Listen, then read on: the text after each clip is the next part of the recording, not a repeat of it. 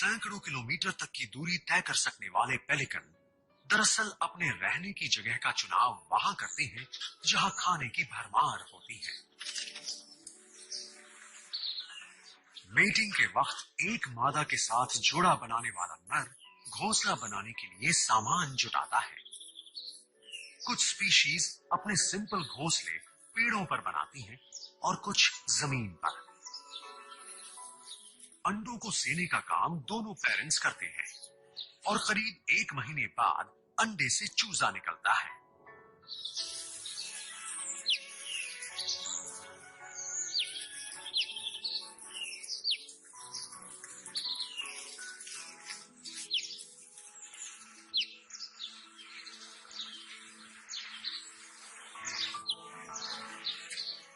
चूजे की देखभाल भी दोनों पेरेंट्स मिलजुल कर करते हैं।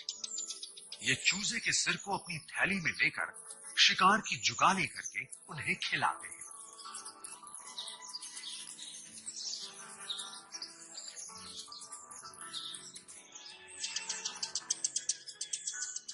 मछलियों की कम होती संख्या के असर को पेलिकन्स बुरी तरह झेल रहे हैं। ये तैरते मलबे में फंस जाते हैं जो कभी कभी जानलेवा साबित होता है। फिर भी ये माहिर पक्षी अपनी ऊंची उड़ान भरने में कामयाब है और दुनिया भर में इनकी ज्यादातर स्पीशीज की गिनती कायम है। Masters of the sky, veg-tailed eagle.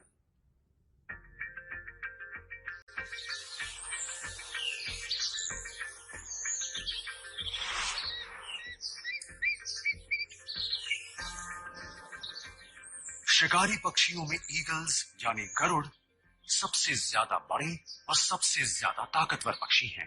पूरी दुनिया में इनकी 60 स्पीशीज हैं, लेकिन सदर्न हेमिस्फीयर में आसमान पर जिसकी हुकूमत चलती है वो है veg-tailed eagle. Papua New Guinea, Indonesia और ऑस्ट्रेलिया में पाए जाने वाले ताकतवर वेज-टेल्ड ईगल अपने इलाके पर ऊपर से राज करते हैं। कम घने जंगल वाले इस इलाके में शिकार को ढूंढना आसान होता है। हवाबाज कहलाने वाले ईगल हॉक्स 1800 मीटर से ज्यादा ऊंचाई पर उड़ते रहते हैं। पंखों को फड़फड़ाए बिना घंटों तक मंडरा सकने वाले ये ईगल हॉक्स नीचे के जीवों पर हावी रहते हैं।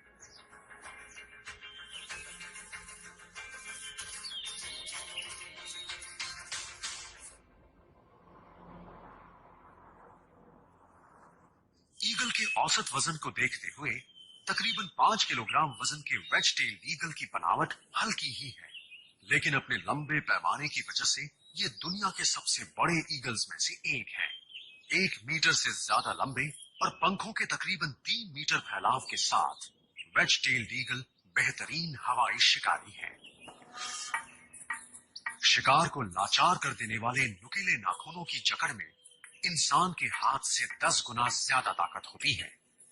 मुड़ी हुई मजबूत चोंच हड्डी पर से मांस नोचने के लिए इस्तेमाल की जाती है। प्राणी जगत में सबसे ज्यादा पैनी नजरों में गिनी जाने वाली इनकी नजर की वजह है इनकी बड़ी बड़ी आंखें। ईगल हॉक शिकार का चुनाव सुविधा को देखते हुए करते हैं। इनके खाने में मैमल्स, रेप्टाइल्स और दूसरे पक्षियों के शव तक शामिल होते हैं। ऑस्ट्रेलिया में पाया जाने वाला खरगोश वेज-टेल्ड ईगल की पसंदीदा खुराक है।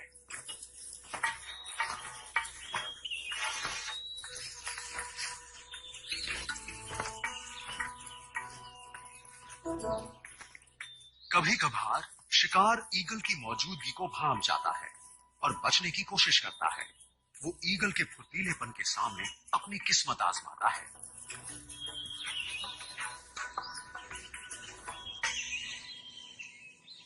शिकार करने के बाद ये पेड़ों पर ऊपर डेरा जमाए या किसी खुली जगह पर बैठे आने वाले अगले मौके के लिए हमेशा होशियार रहते हैं।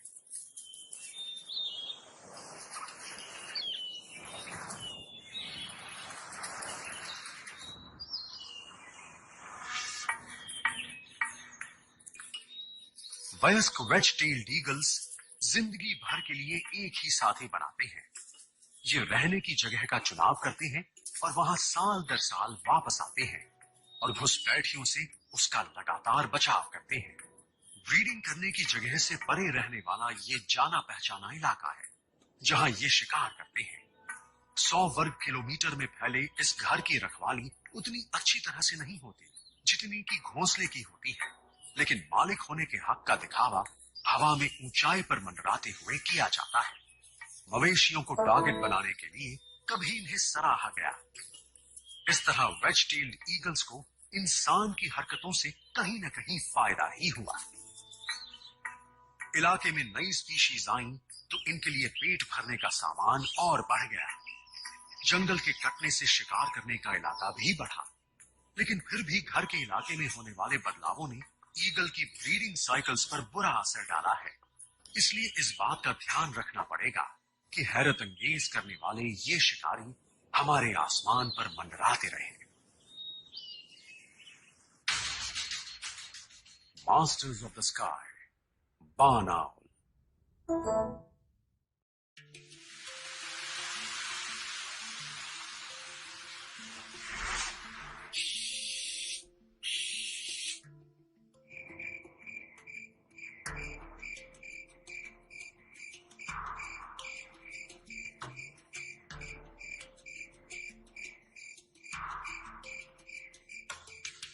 छल के लिए बनी बनावट वाले बार्न आउल यानी उल्लू में आए बदलाव अलग अलग आवासों में इतने कामयाब साबित हुए कि आज ये पक्षियों की सबसे ज्यादा पाई जाने वाली स्पीशीज में से एक है।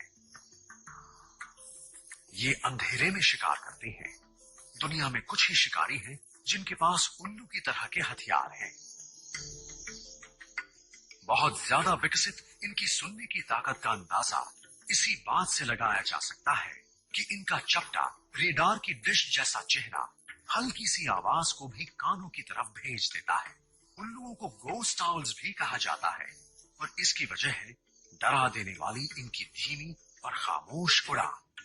नन्हे दांतों वाले पंखों के साथ नर्म पंख जो इनके ऊपर की हवा के बहाव को काटते हैं और इनकी उड़ान से आसमान में होने वाली हलचल को कम करते हैं। यही वजह है कि उल्लू उड़ते वक्त भी सुन सकते हैं। ये शिकार की गतिविधि के मुताबिक अपना रास्ता बदल लेते हैं और शिकार को उल्लू की बेआवाज मौजूदगी की भनक तक नहीं लगती। पेड़ों की टहनियों से या ऊंचाई वाली दूसरी जगहों से ये आसपास के इलाके को छानते हैं। उल्लू को जमीन पर रहने वाले जीव पसंद है, जिनमें चूहे उनका मनपसंद शिकार है। जमीन पर होने वाली सरसराहट हो या बर्फ के नीचे की हलचल, इस पक्षी के कानों की ताकत से कुछ भी नहीं बच पाता। एकदम सही निशाने के लिए अपने लंबे चौड़े पंखों का इस्तेमाल करके उल्लू शिकार तक पहुंचता है। अपने बड़े लंबे नाखूनों को खोलकर फैलाता है और शिकार को झपट लेता है।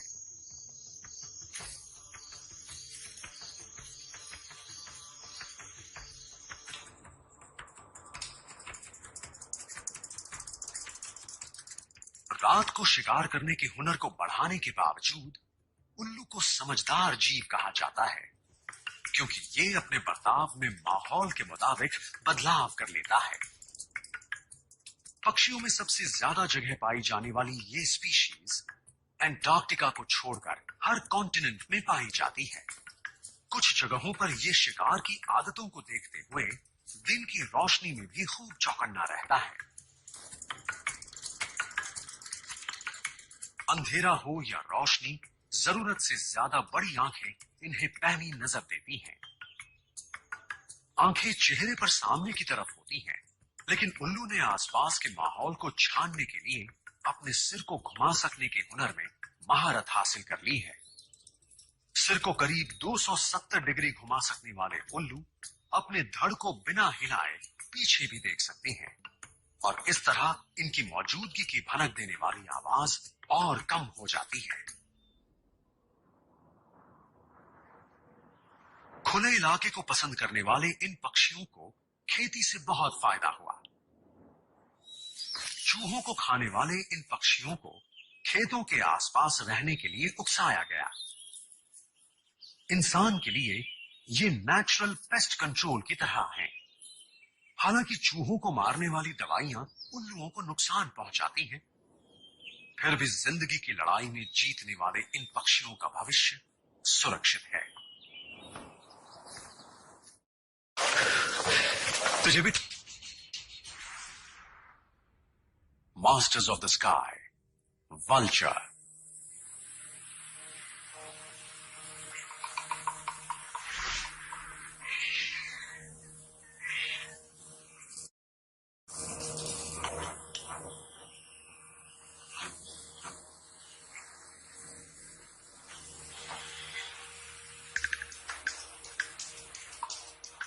वल्चर यानी गिद्ध एक ऐसा पक्षी है जिसे पसंद नहीं किया जाता, लेकिन ये जमीन के इकोसिस्टम्स में बेहद जरूरी लेकिन अच्छा ना समझा जाने वाला काम संभालता है और उसके लिए आसमान का इस्तेमाल करता है।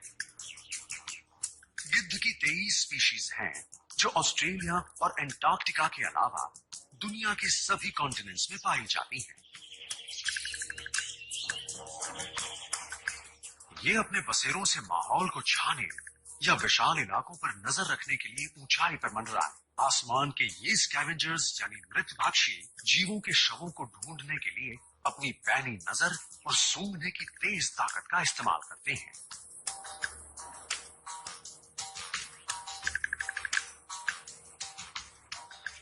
जिंदा जीवों पर बहुत कम हमला करने वाले ये गिद्ध सिर्फ शवों को खाते हैं।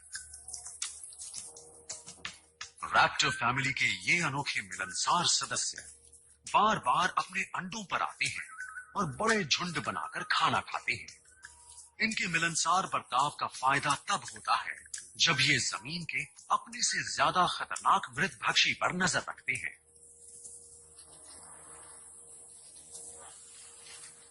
हालांकि जमीन पर रहने वाले मृतभक्षी अक्सर अनजाने में ही गिद्धों की मदद कर देते हैं। जब इनके मुकाबलेबाज सख्त कंकाल को चीरते हैं तो कमजोर पैरों और चपटे नाखूनों वाले गिद्ध पास में ही बड़े सब्र के साथ खड़े रहते हैं।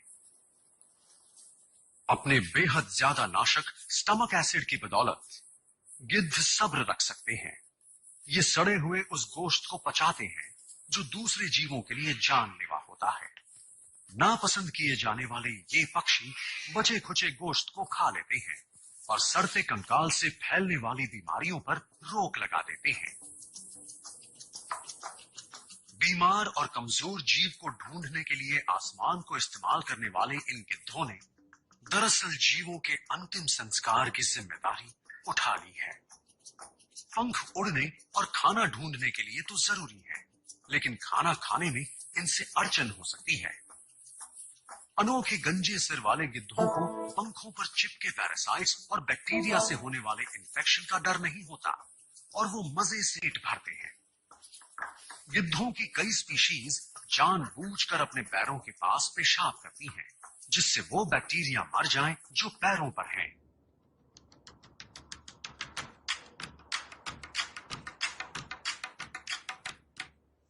अपने बेहद ज्यादा लचीले डाइजेस्टिव सिस्टम्स के बावजूद गिद्धों की आधी से ज्यादा स्पीशीज को जीवों की उन दवाइयों से खतरा है जो मवेशियों को दी जाती हैं और जो खाने के साथ गिद्धों में तेजी से पहुंच रही हैं। ये पक्षी हमारे लिए महत्वपूर्ण हैं और इन्हें बचाने के लिए हमें पूरी कोशिश करनी है, जिससे ये उस दुनिया के इकोसिस्टम्स को कायम रखने में अपनी अनोखी भूमिका को निभाते रहें जो हम सबका घर है। Masters of the Sky, Hummingbird.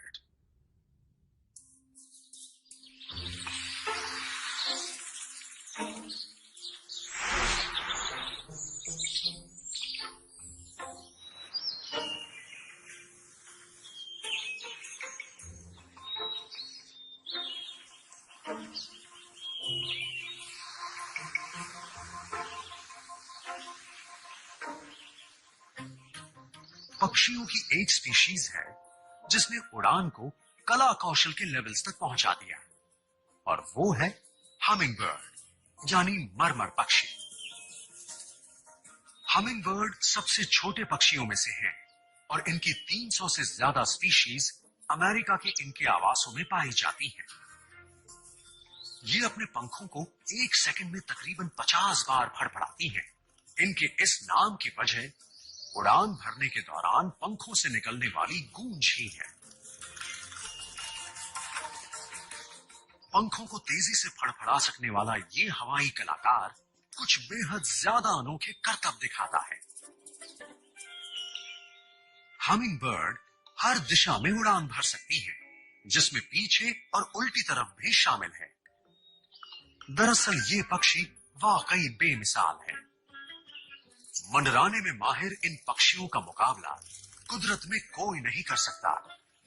Humming birds पौधों के पराग को खाती हैं। खाने के इस तरीके का फायदा पक्षी और पौधे दोनों को होता है। कई हमिंग बर्ड्स तो सदियों से पौधों के साथ ही विकसित हुई हैं। पौधों पर खास आकार और रंग के फूल खिलते हैं और उन तक पहुंचने के लिए पक्षी के पास एक खास चोंच होती है। हमिंग बर्ड्स की दूसरी खूबी है रफ्तार। मादाओं को रिझाने के लिए नर आसमान से गोता लगाता है और दुनिया में वर्टिब्रेट वर्ग का कोई भी जीव इस रफ्तार का मुकाबला नहीं कर सकता। सर्दियों के महीनों में खाने की भरमार वाले इलाकों में पहुंचने के लिए हमिंग बर्ड्स लंबी दूरी तय करती हैं। साइज को देखते हुए हमिंग बर्ड की कुछ स्पीशीज का ये माइग्रेशन पक्षियों में सबसे लंबा है, लेकिन इन्हें अपने हवाई हुनर की कीमत चुकानी पड़ती है। कीटों को छोड़कर उड़ान भरती हमिंग बर्ड्स का मेटाबॉलिज्म सभी जीवों से ज्यादा होता है।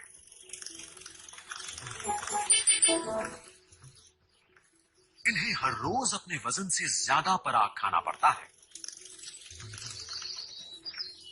खाना बिना जोखिम मोल लिए नहीं मिलता।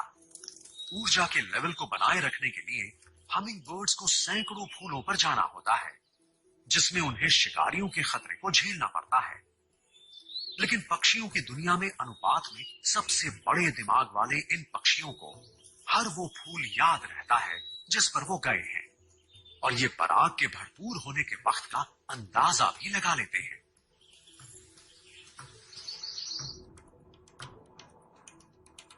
इनके अंडे पक्षियों में सबसे छोटे होते हैं, लेकिन बॉडी के साइज को देखते हुए हमिंग बर्ड के अंडों को बड़ा कहा जा सकता है।